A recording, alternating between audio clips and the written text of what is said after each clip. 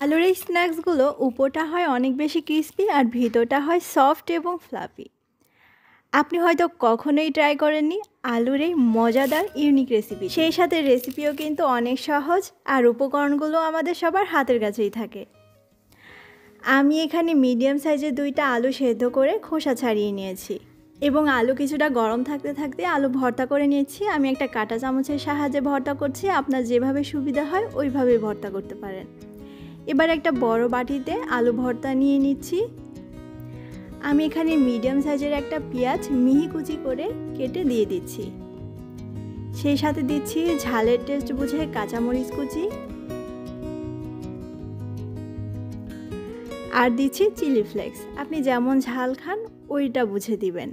দিচ্ছি পরিমাণ মতো ধনেপাতা কুচি। আপনি চাইলে এখানে চাট মশলা দিতে পারেন অথবা যে কোনো নুডলসের মশলা অথবা আপনার পছন্দ মতো যে কোনো মশলাই দিতে পারেন। আমি এখানে ম্যাগি নুডলসের মশলা দিয়ে দিচ্ছি আর স্বাদ মতো দিচ্ছি লবণ। অ্যাকচুয়ালি আপনি আপনার পছন্দ মতো এখানে মশলাগুলো অ্যাড করে নেবেন।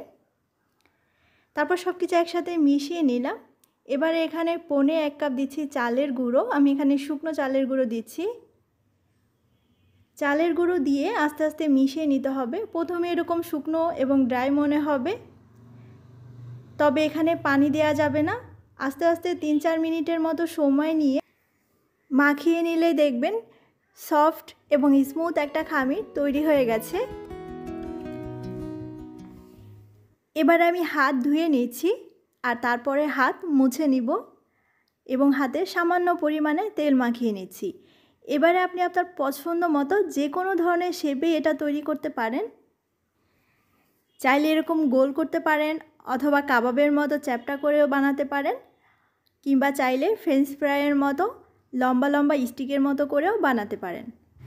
পাতলা করে বানালে পুরোটাই মুচমুচে হবে, আর যদি এরকম একটু ভারী করে বানান তাহলে উপরটা ক্রিস্পি হবে এবং ভিতরটা সফট এবং ফ্লাফি হবে।